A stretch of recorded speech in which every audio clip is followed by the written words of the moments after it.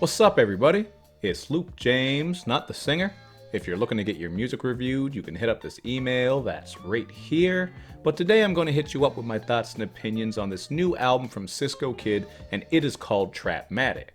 Now, Cisco Kid is a rapper who's coming out of Washington, D.C., and if you want to find out more about him and check out his music, you can just take a look down below where I got all those links for you.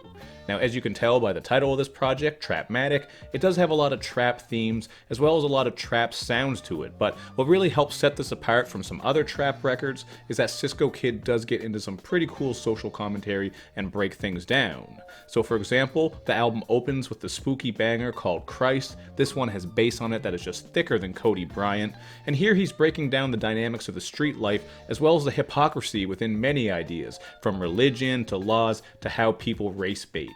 I especially liked when he spit this line here. Everybody always screaming about the black on black, but niggas ain't killing yo niggas cause they skin be black. Just speaking on that whole idea of how people talk about black on black crime all the time, they don't talk about white on white crime or the fact that people are killing each other based on proximity. He really is looking at a lot of other factors that go into this, whether you want to talk about socioeconomic factors, poverty, how people come up, the gangsta lifestyle. There's all sorts of things here that really tie into why some of these communities are struggling with violence, whether it's guns, gang violence, whatever you want to talk about. There's more to it than just saying, oh, black people done lost their mind, which is a talking point that we kind of see in the media and from other people once in a while. But there's a lot of factors when you go through history and look at the politics of the world as to why things are that way. So I like how he brought that out, and he really does get into some of these ideas even further. Like on Len Bias Syndrome, where he uses a famous NBA rookie who died of an overdose to talk about some of the hypocrisy when it comes to discussing the dynamics of race as well as drug use, how people are treated and looked at.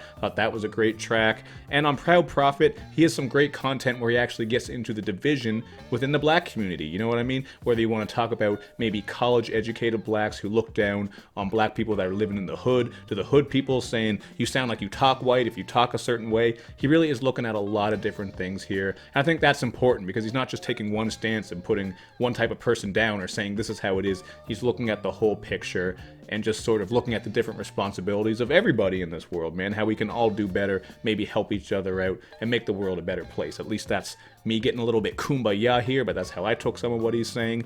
So I certainly did appreciate that. It really just does provide an authentic look into why things end up being the way they are once in a while. Even on the track Jeezy, Jay, and Gucci Made Me Do It, here he's exploring the idea of how rap music is often blamed for some of the stuff that people do, and yet the same people who use hip-hop in this way to say that rap is the cause for everything going on, they don't understand that not all rap is negative. You do have conscious rap, you have a lot of positive rap. Even on this album, he's speaking on a lot of issues in, more intelligent ways, breaking things down and giving you a bit of a look at it. So, a lot of people like to ignore, again, the politics and history that go into certain communities being shaped the way that they are with the violence and the crime. A lot of people ignore all that shit and blame it on other things. And, you can look at other things too. I'm not saying, it's just all on one side. You can't look at the whole picture. I always believe in looking at the whole picture, finding the truth in the gray area and all that sorts of stuff. But, I really like what he's speaking on here.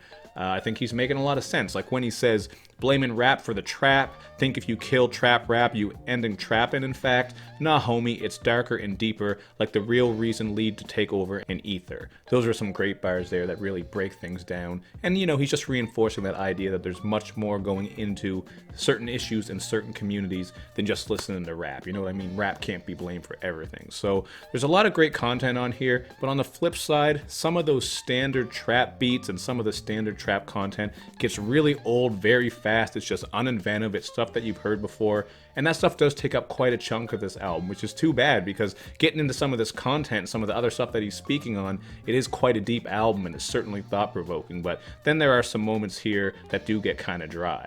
Like On a Wave, for example, I do like the sentiment here as he is showing love to black excellence, but the beat is just very thin and empty. There's just nothing really going on with it. It's very dull. The same can be said for Remy and Only Built for Cuban Links too. I like that one just because it's showing love to Raekwon's sequel to his classic. I think OB4CL2 is actually a really dope album as well. But that song there and Trapped in Half a Kilo, you know, these ones don't really have great beats to them. He's also making use of some pretty dry sing-songy flows, not overly catchy. They didn't sound great or unique. And Love Songs isn't much better. This is just a pretty stale track all around that also has some of his worst bars, like I'm shooting my shot, call me Greek freak, I'm thinking I wonder, I ponder, thinking she heaven, that leak. Like, I can understand the idea here, you know, of going for some more generic themes and sounds just to reach that audience, do that mainstream shit, but I feel like just one or two of these types of songs would have been enough, but there ends up being quite a big chunk of this album that does get kind of boring, to be honest with you. Primetime, at least, I did think this had an interesting concept, because there's a triple entendre there in regards to the prime, being in your prime, in regards to Primetime, Deion Sanders, and the time that he pick-sixed someone else's work, if you know what I'm saying. So I thought that was a pretty cool idea for a track. But then you get Washington Wizards back to Whipn. This is just a cookie-cutter trap track about whipping and chopping, sipping lean, popping Zans. So, you know, some of this trap shit does get very boring. We've heard it all before. I don't feel like he's putting an interesting spin on it. When he's not going deeper, like some of these songs, he really is simplifying things. You also get Smoke Till I See Ghosts. This is just your typical spacey weed smoking joint. Not too bad, but nothing incredible. And out of all these simplified tracks, though, I think Southside actually works the best. This is just a late night cruising track. It matches up with the content because he's just driving around and chilling. And this is one of my favorite beats on the album because it just has that 100% late night vibe with those vocal pads on it. I thought that beat was really wavy. Whereas a lot of the beats on here, like I said, some of them sound pretty simple, thin, kind of chintzy in spots. You're getting some pretty typical trap stuff.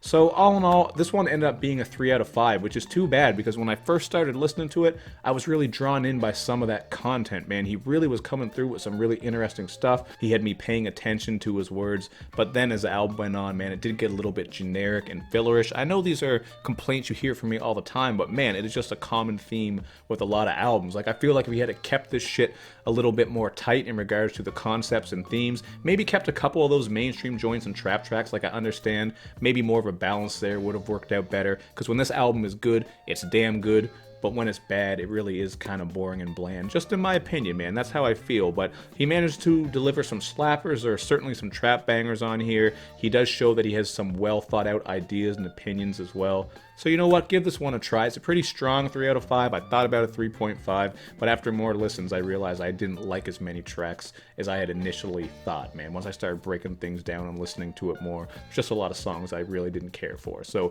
it is what it is. That's just my opinion. Make sure you check it out for yourself and then hit me up in the comments section with your thoughts and opinions. And of course, make sure you do that good YouTube and social media stuff where you show me love and you show me lots of it. Thank you for watching, everybody. I will see you next time.